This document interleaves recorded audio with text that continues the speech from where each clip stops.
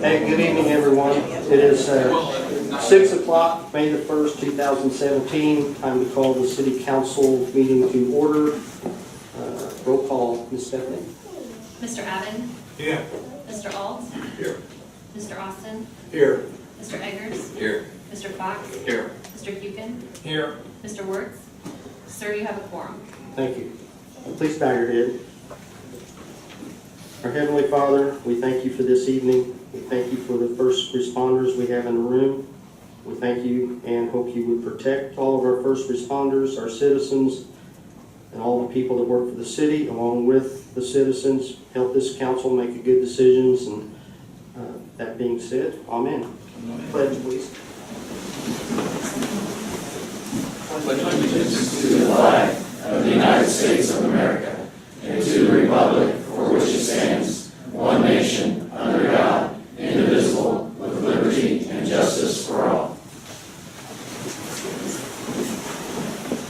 Okay, I think first on the announcements and presentations, we'll go ahead and swear in we're first on the agenda with the officers.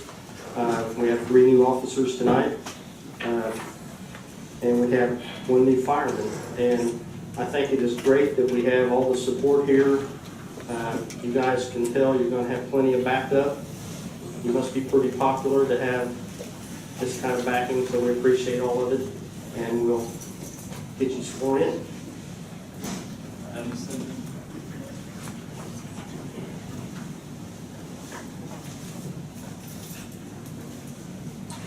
Over here a little bit. Also, I'm going to apologize. Those holes in the wall, for tonight, we was going to have a nice new city emblem up there to swear in our officers, but it didn't work out, so. Okay. Repeat your name, please, whenever you're ready.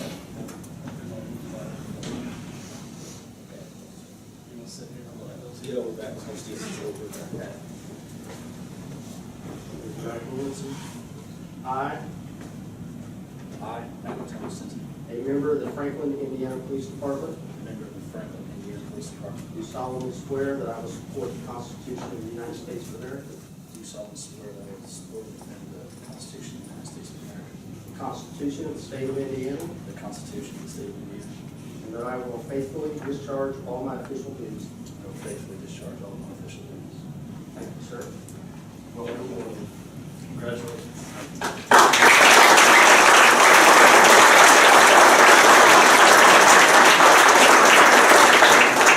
Would you like any more pictures? Y'all get one. Yeah, sure. You good? Big day for all of us.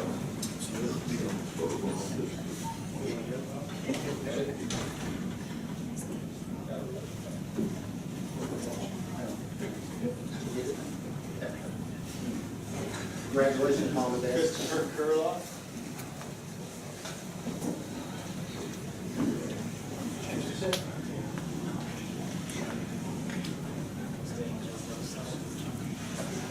Raise your right hand, please.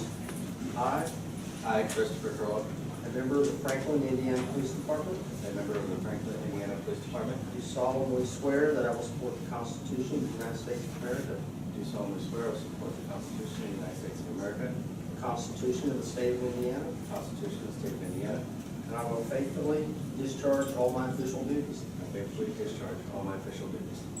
Thank you, sir.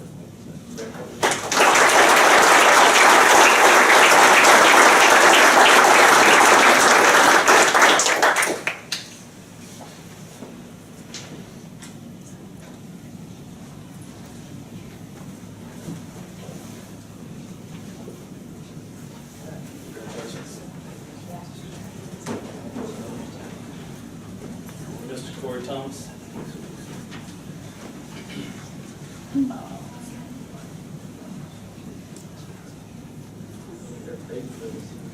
Raise your right hand, please. I, Corey Thomas, a member of the Franklin, Indiana Police Department, a member of the Franklin, Indiana Police Department, do solemnly swear that I will support the Constitution of the United States of America, do solemnly swear that I will support the Constitution of the United States of America, the Constitution of the State of Indiana, the Constitution of the State of Indiana, and I will faithfully discharge all my official duties. and I will faithfully discharge all my official duties. Congratulations.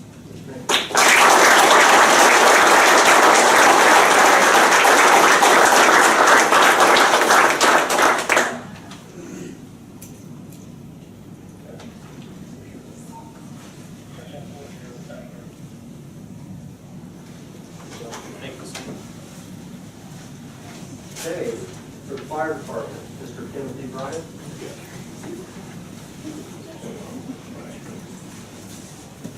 And put it big bold letters, this one's like a leader bill.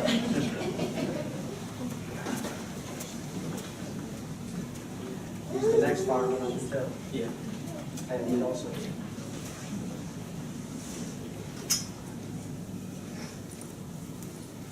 Raise your right hand, please.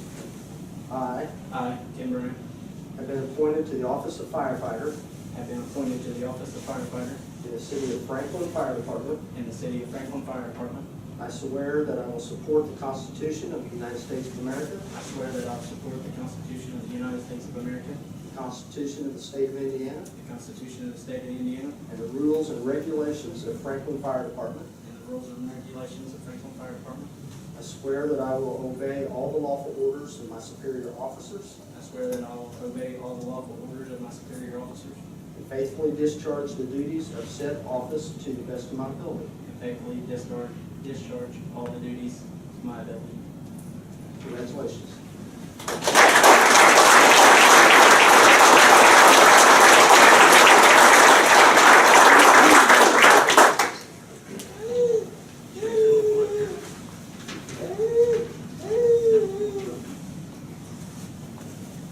Better not hurt Dad.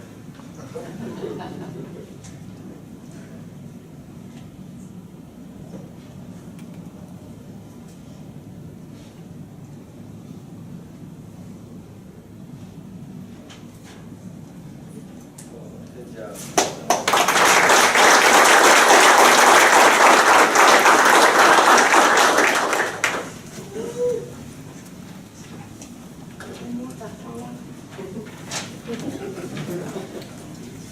No hurry, big night.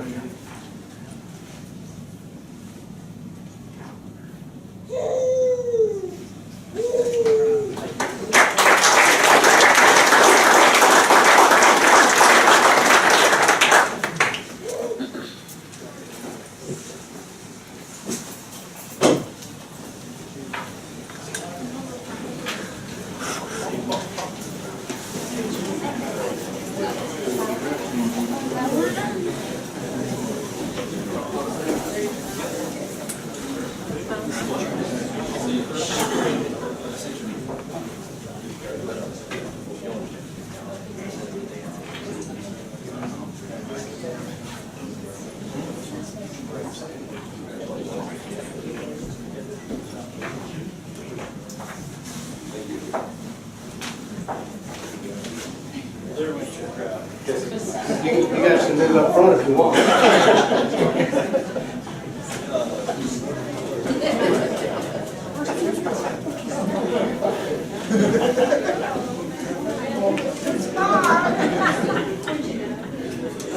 I know, Tara was down there taking pictures.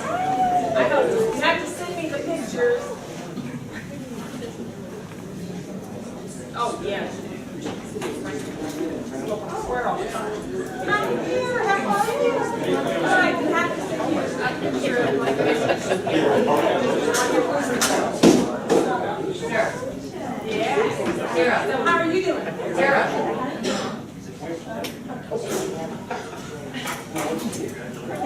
That's public relations right there.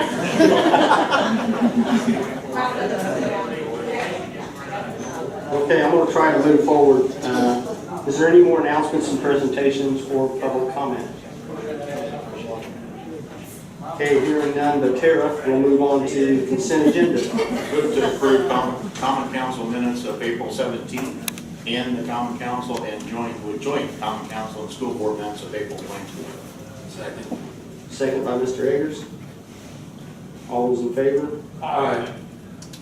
Okay, there's no old business, so we'll go right into new business. Move to read all new business by title only. Second by Mr. Austin. All those in favor? Aye. Common Council Budgetary Ordinance Number 17-06, repealing and replacing Budgetary Ordinance Number 16-17, fixing and authorizing the payment of certain salaries of appointed officers and employees for year 2017.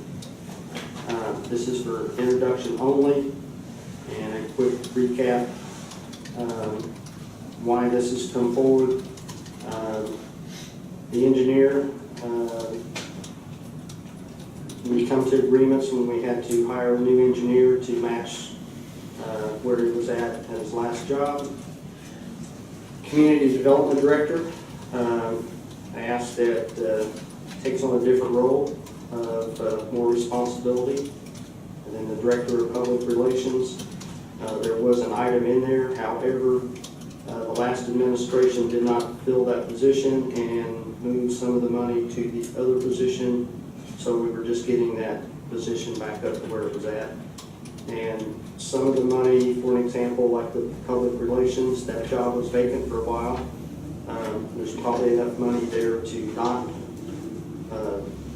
not put it up for, to change it, but I thought it'd be pretty responsible to go ahead and also the same with the city engineer. There was probably enough there not to change it, but I want to be more transparent, not more, be transparent, and just go ahead and get the salaries fixed for this year the way they really were. So that's why we're bringing it forward. And it's introduction only. If anybody's got any questions now or want to ask the next meeting, that's fine. Okay. Item number 2,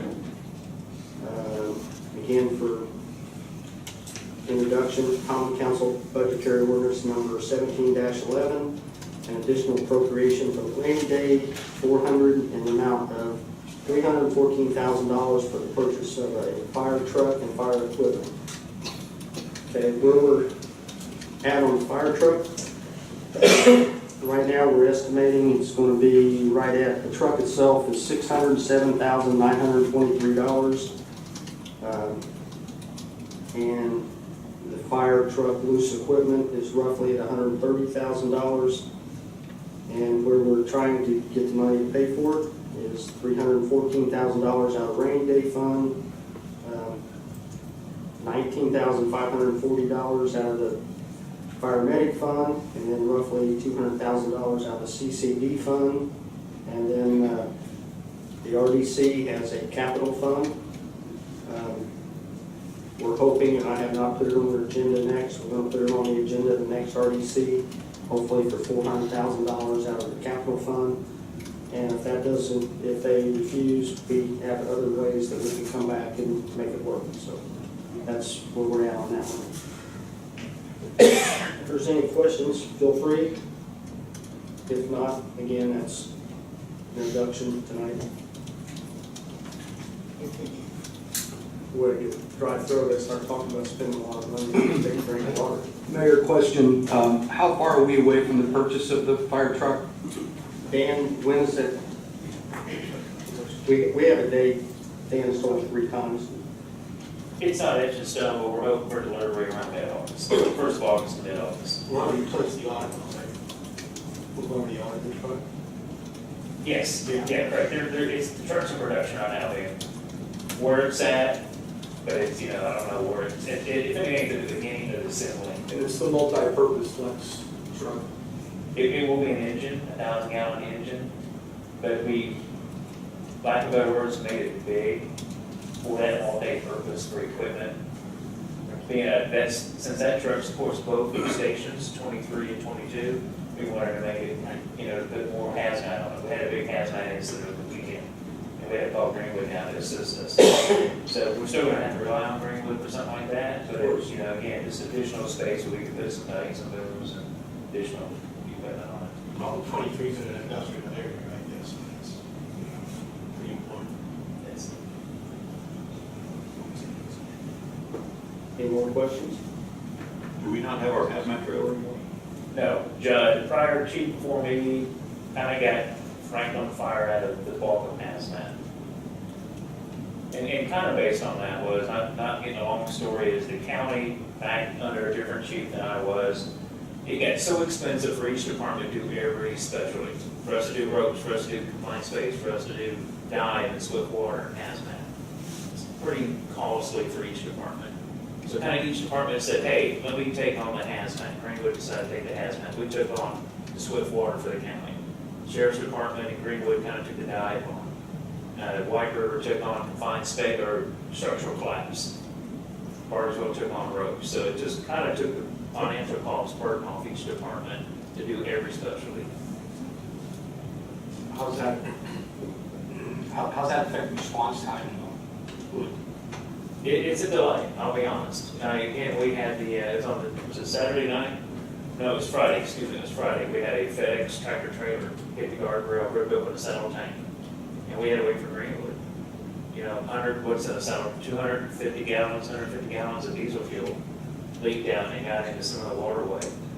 And it got into some of the farm fields. We had to call IDEM down to get into that. Now, add that with all the rain that was going on. So, you know, there's a 15-minute delay to get Greenwood down here. And we do carry very minimal stuff to try to, you know, plug. Yeah, because 22 is right on the highway. I mean, trucks constantly going up and down. We see a lot of tankers going up and down. But, you know, he gashed that whole saddle tank open. So there was no way we could have.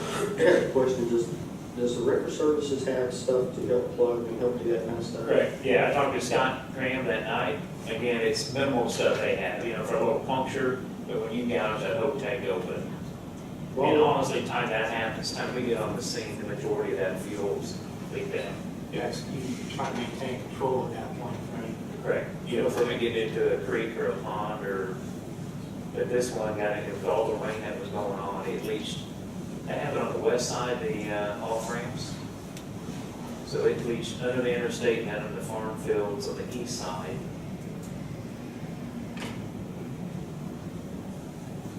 So it does hinder, honestly, and that's for the whole county. It hinders that response.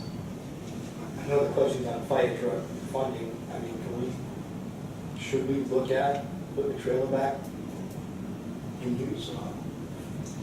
We've entertained the thought here, just kind of with us, of doing a mini response time deal. Do we look into a 20-foot trailer and do a combination of everything? I just want to make a trailer, make it hazmat only, and it sits there 364 days a year. That doesn't make sense. But can we do a dual response with this? Can we use it for pub ed and bring it down and set up a canopy and have a place to retreat for pub ed events, you know, for the festivals? And then within that, put some shelves in it, put minimal stuff in it. You know, we're never going to be able to carry, you know, what Greenwood does. And, you know, we could get back to that point, but again, it's a lot of money. The instruments itself are outrageous. The counters, the Draeger tubes to, you know, to test that hazmat stuff. You know, the shelf life of that stuff is minimal, and, you know, we're replacing it constantly. Honestly, I'd rather let them have that expense. But the minimum stuff, the dikes and the dams that we can put out in the fields and keep that from leaching into ponds.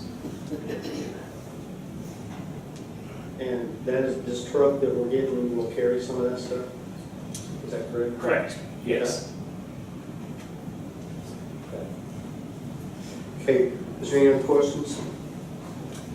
Okay, the next one, Dan, if you don't mind stating there. Common Council Budgetary Ordinance number 17-12, an additional appropriation for police and fire grants 230 in the amount of $1,215.07 for the use of fire department. That was just a grant that we applied for last year and that we won. We called the license plate grant. And that money, that $1,215 is going to be used to buy, in fact, we already bought it. It was safety glasses and gloves, extrication gloves and fire gloves.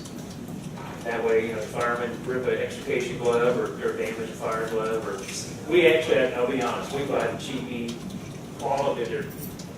They make all the OSHA requirements, but they're the cheapy safety glasses. You know, why go out and spend $50 on a pair of safety glasses and they break them? And I'd rather go out and get a $10 pair and replace them a lot easier that way. But we stocked up with that grant. We stocked up on extrication gloves, fire gloves, and safety glasses. That way, when they get damaged, we can replace them. Where are you buying safety glasses? We bought them through, was it it was actually through Kevin, wasn't it, this year? I better give you a catalog. I think we actually bought two, what were they, $6? Or two something. Okay, that's not good. They meet all the OSHA specs, but they were definitely the cheapies. Okay, anything else? Thank you, Chief. Thank you. Request approval of yearly tax abatement compliance reports. Ronnie Oliver. You're having so much fun, you forgot what you're here for, right? This is not fun. Show a picture of that grandbaby, that's what. Not very focused. So, will you direct me to start? This is to do the, bring you the tax abatement compliance reports from the EDC with their recommendations. And last time I was up here, I kind of just read through them. I don't know if any of you guys have any questions about any of it, or if Mr. Austin wants to lead since he's the EDC guru. Yeah. Thank you. This is a continuation of the yearly reports that we get, where we follow up and go over each individual tax abatement. So it was a unanimous selection, approval of these forwarding to the city council. Most were in what we consider substantial compliance.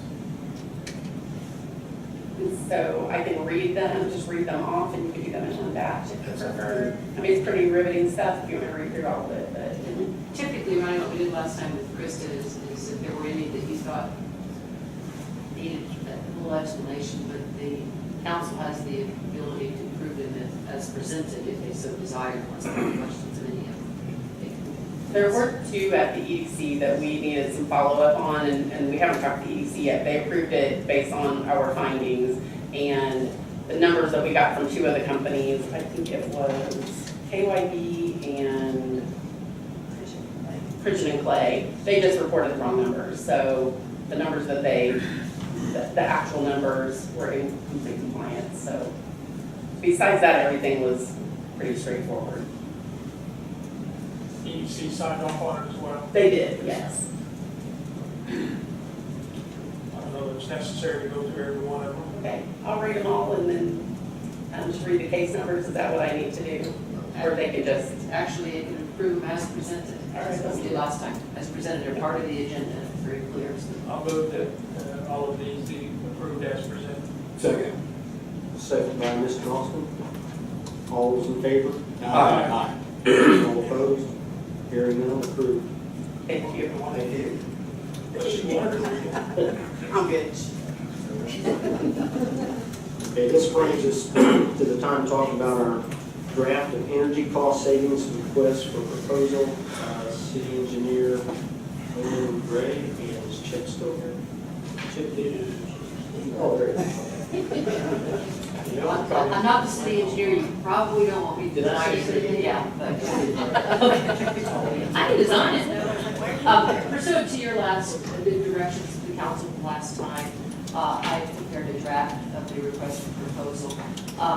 In preparing this, I took the one not only that was presented to us as part of the packet that you had, because I'm always, suspicious is not the right term, but I feel it's important to look to any forms that are provided to you to make sure that they're not drafted in such a way that they favor one service provider over another.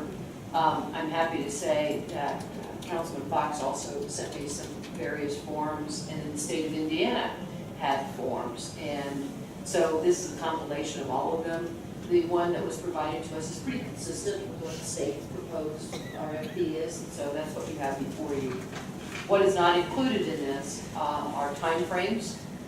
If you wish to go forward with this, the standard language is included in this, that us seeking requests for proposals is not anything that requires us to enter into a contract. The nice thing about energy contracts I've learned in the last month that differs than other types of contracts where we RFP them is really what you do is you send these out to the people that do this kind of work and ask them to come up with a creative proposal for us versus setting forth a lot of restrictive requirements and saying you must bid on this and you must bid on that. They have the freedom to come forward with it. There is nothing in here, and I do need your direction if you gentlemen so desire to go this route. as to time frame. We are required to, if you go forward, we are required to publish this legally 2 separate occasions. I am prepared, if you so direct, to do the first publication this week in terms of legal notice, and then it has to run 7 days apart, and I can do the second one the week following that.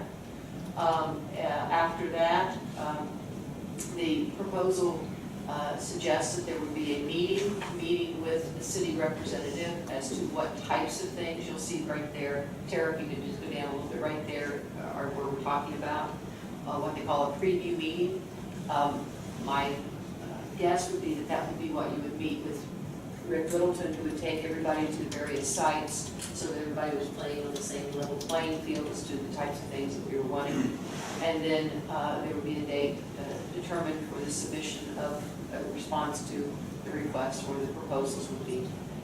It would be my intent to include in the actual packet that people pick up a draft contract so that if you wish to go forward, they would know the kinds of contracts and requirements that you would have. But that would then come to you after you made a selection, if you were so determined that you did want to make the selection. So if you want to go forward, I just need some direction as to time frame. Rick and I have both said we can be as responsive as you want us to be. I mean, if you want us to do it this week, next week, and the week after that, we can do that. But is that right, Rick? We can do that. Yes, ma'am. I mean, if you instructed us to proceed, as Lynn said, one act could run this week, we could run the second 7 days later, depending on what that day was. We could either try to have the preview meeting that same week, or we could do it the following week, just depending upon the day of the week that second half would run. Allow 30 days for interested parties to prepare their proposals. So I'd suggest 30 days, at least 30 days after the preview meeting to receive those back. You know, week, 2 weeks, you know, for council members review. I can review. Mark has had experience with this, so drag you into it too. Thank you. So we can all, you know, get together, so week, 2 weeks for, you know, review, and then bringing those back, you know, to the council. If we expedite it, you should be looking at proposals in your June meeting.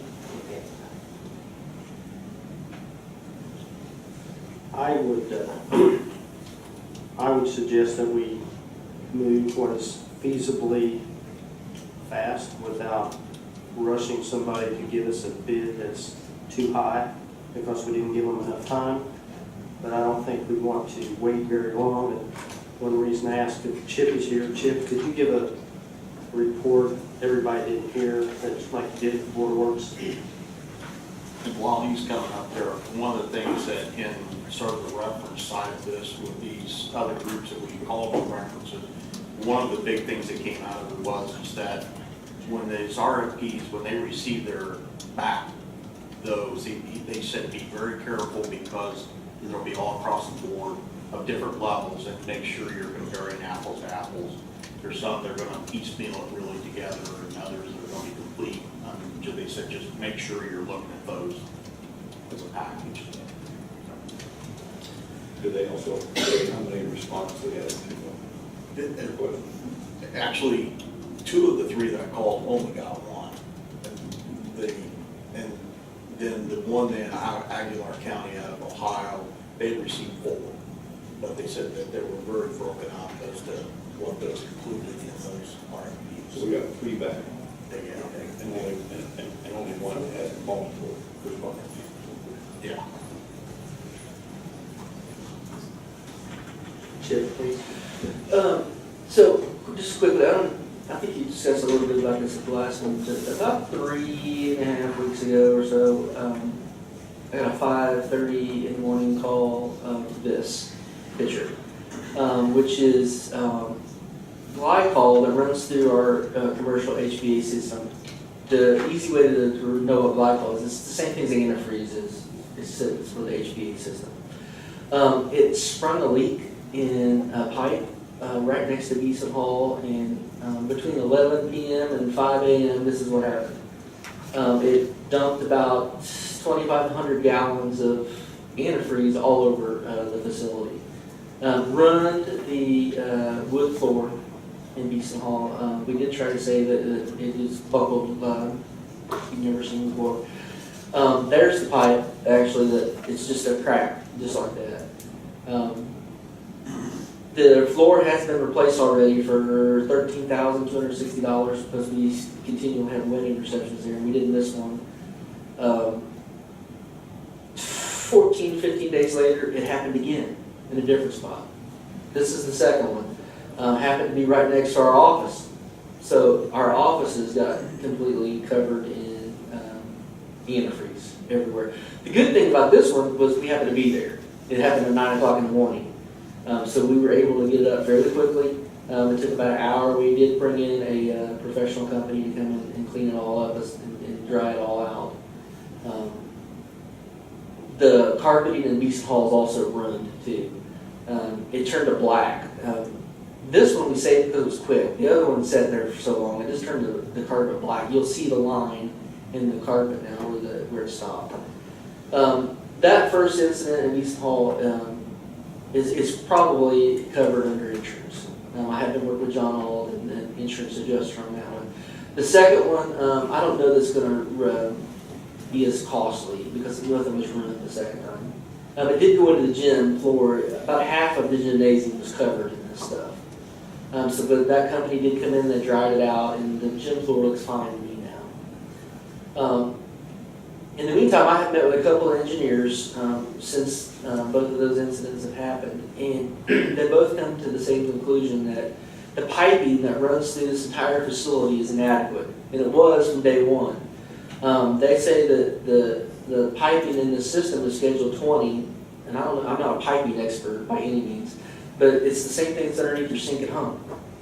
It's supposed to be Schedule 80, which is rated for heat and volume, and that's not what this is rated for. These guys can't believe it lasted as long as it did without busting. So the mayor and I are meeting with an engineer in the morning to talk about a different kind of system that does not use glycol, it does not use piping, it does not use water to heat and cool the building. Talk about opening the window. Yeah. Actually, it's a system that was recently put in here in Caterpillar in their offices here in town. That's made by Mitsubishi. So That's So, and we'll meet with I'm going to meet with the Perfection Group engineers too tomorrow at 11, I think, to get some kind of definitive report about what they think about the piping. So I guess what we're trying to get at is that when we're talking about this RFP, I don't necessarily know exactly what we want yet because we're still in the kind of research phase of seeing what's best. I do know that the Perfection Group numbers were like 658, that's 658,000 to replace just the units. It did not include the piping in that. So, Did the original plans, Chip, call for Schedule 80 and somebody just cut a corner? I mean, why was this piping even used to begin with? I think you just hit it on it. It's a totally different color, so I guess, not to dwell on it or blame me. It is a totally In different. 19 years, didn't somebody notice that it was wrong? I mean, Don't do the wrong guy one there. clearly they used the wrong stuff to begin with, so I mean. It's not all, what the report I originally got back from the engineer is it's a hodgepodge of different kind of piping. It's not all Schedule So 20. they just used what they had. It's a bunch of different stuff. We know who originally put that in. And I did look it up, yeah. The contractor out of North Vernon. Are they still in business? And they are, I found out. Might be something to look into. Statute of limitations. Best case, 10 years contract. And I will tell you why it lasted so long. With fluids running through a pipe, they wear a little bit at a time. It keeps wearing down on the density of it, so that's why it lasted and it's finally wore down enough to where enough pressure. You had to put a new pump in, correct, to start with. So probably this pump had more pressure, and that had a lot to do with it also. We did find out that none of these pipes are hung properly either. A lot of them are just freestanding, nothing's hanging from the ceiling to support them. In an elbow like that, that's a vibratory crack. You can crack a stainless steel elbow like that with vibration. So what we've done in the meantime, of course, all this happened when it's 85 degrees in April. It's now 55 degrees and it works again, but we've also drained all the glycol out of this system. So none of that antifreeze stuff is in there anymore, it's all running water now. So the worst case scenario, if we have another break, between now and when we figure out what we're gonna do, then very worst case scenario is we'll clean up water. That doesn't mean that gym floors run the water. I mean, so Hope they get a good wax on the floor we did. in the near future. We already have. All right, good. But I got a question, if that wasn't done to code in the first place, could they still be held responsible? Yeah, the outside on a contract like that is 10-year statute of limitations. Okay. Now, you could, there's some cases if somebody actively tries to conceal something, Yeah. you can extend that statute of limitations, but to get 20 years later, we would have all kinds of problems. Proof of that. Having proof that it was actively concealed, when we've been in control of it. Did we ever have a leak before? Did that put us on reasonable notice to inquire? I mean, There's been little issues like this all along the year. I mean, I've been here 11 years. There's always been little issues like this. We've never had anything major like this before. I don't think there's ever been a need to bring an engineer in to actually look at it as an issue. But now that we've had some damage and it's become an issue, we've had somebody look at it that's competent to look at it. Well, when we built the building, we had a general contractor who was supposed to Yeah, monitor all expecting this. that, sure. do you remember who that was? I know, Did we have an engineering firm? we did. I would also just like I'd like to add that we're not pressured to go with this energy cost savings request. We can, and what we've been told, Chip, is they said somewhere from the 630 to now about, they think somewhere around 400 if we go a different route. It just depends on what route we go. I mean, if we replace exactly what we had, it could be costing you probably $800,000 with the piping and everything. Right. What we're gonna talk about at 8 a.m. in the morning is an alternative system. We might be able to do for $400,000. But it's electric. Is it what? But Which what I'm really saying- major.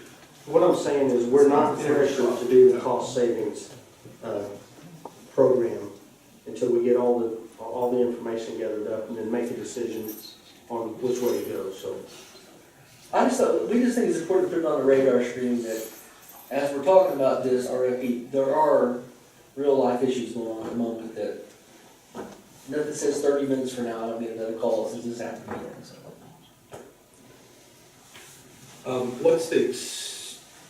What's the lifespan of the unit itself, and how old is it currently? It's all original stuff, so. I mean, The building was built in 99, right? And do we know the expected life expectancy of the chiller, the unit itself? Is it a 25-year old? I know according to the perfection group, it's about 20, because that's what the report says their stuff's for. Okay, so. They say it's past its useful life. Okay, so we need a new system, period.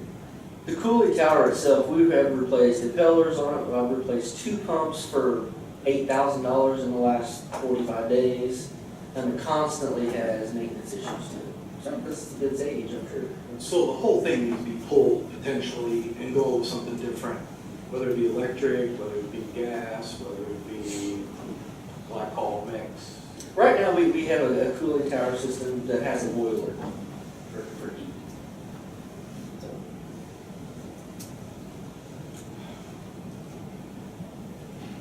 And there are a lot of firms that are getting away from what we have and going the alternative route. So probably for this reason right here. That's gotta be a very inefficient system as far as efficiencies are concerned, I would think, if it's that old. correct. Mhm. I'd be curious what the numbers after tomorrow's meeting. We'll know something. Better So, know. so back to where we're at with a timeline. At least get the RFPs out as we're doing other research. You guys have a preference? And I've suggested as soon as we can without any pressure.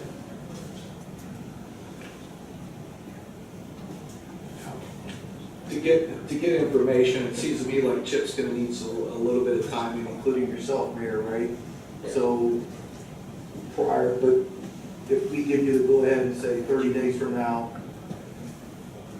what would happen then? You're just gonna advertise it and then we're gonna be getting quotes? No, if you give me the go-ahead and we expedite it, in terms of getting the proposals to you, we would have to have one notice this week, one notice next week, and then a meeting the following week, so there's 21 days. And then we should give them at least 30 days Okay. to give us a response after that meeting, because Rick will meet with them and be available and let them see everything. So if this is May 1st, and you're looking at 51 days, I would think by the end of June, when's your June meeting, the last meeting in June? I don't remember what date. I think it's the 17th or 19th. 19th might be expedited. That's a little. That may be quick. So if we said go ahead and submit the letters today, or put the advertisement out there today or tomorrow, I guess, earliest we're gonna even see anything in terms The end of of June, that's correct. substance for the Right. end of June. And if it's something that's important, if we can't make your June 17th meeting, I'm assuming we can have a special meeting called for purposes of that only sometime at the end of June, but, I mean, just putting out a legal advertisement doesn't tie our hands to do anything. even Just- getting requests for proposals, Yeah. it doesn't tie up anything. Right, so might as well put it out there and see Yeah, I what's think happening. it's a smart thing to do, just so we'll be ready. Yeah. Go. Mayor, when we deal with RDC matters, and when we look at things like the bond issues and so forth, a lot of times we engage the services of a third party to kind of look at the numbers, just to advise us that they make sense on this. I take a lot of faith in what Rick's recommendation is going to be. Keith, I know you're looking at this pretty carefully too. As far as doing a deep dive into the numbers, I don't know, I'm trying to figure out how I'm going to have a comfort level with the numbers in terms of how this thing's all going to work out. Is it going to be a good deal for the city? Is there, and I guess I'm just kind of just reaching here, but is there some way, or is there any merit to just exploring whether have another set of eyes on this contract before we actually get too far with it, just to make sure that it financially makes sense? I mean, everything I'm hearing it does, but I would just wonder if there would be a way maybe to have a third party. I think, we engaged, for example, Jeff Peters, and we've used Steve Watson before, just to kind of help us with the numbers at the RDC level, just to gain a comfort level with things. And I just wonder if there's anything out here, whether it be a CPA firm or just somebody that would look at this and just say, yes, it's telling us what we think it's telling us, if that makes any sense. Yeah, it does, but I don't think that stops you at the RFP. Exactly. The first thing you're gonna wanna know is, well, what numbers am I looking at? And you could certainly do that, but this RFP is a compilation of, oh gosh, how many did I look at? It's a pretty standard RFP combined with it, but once you get those numbers back, you can certainly hire somebody. If we did that, I would prefer that we get Jeff Peters. Would he do something like that? I'm not sure if he would know for sure because of the efficiency for the money wise. I don't know where that expert out there is for that. He might direct us to somebody that can do that. Yeah. And I understand that the RFP is not committed, we're not committed, it's just, we're getting bids, it's really what it comes down to. Well, and what's so interesting about these, as I said, I've learned in the last 30 days, is RFPs for these energy proposals under 36.112.5 are different than RFPs for every other project we've ever done. Because the RFP basically says, here world, you guys come to us with what you think will work. In terms of, which is different than we typically say, here's the specs, we want our fire engine to look like this, and we want it to have this, and we want it to have that. And I think the statute was designed specifically for this, to allow other parties to come out. I think what Mr. Fox is saying, be careful when you get it back, that you are comparing apples to apples, which is a good point, and certainly would merit that. But if we're gonna do it, it might behoove you to at least get info back so you can make a decision Yeah. sooner rather than later. I think it's just all just part of the vetting out process, this Correct. process. So do we need any kind of motion for you to move forward then? Do you need something from us?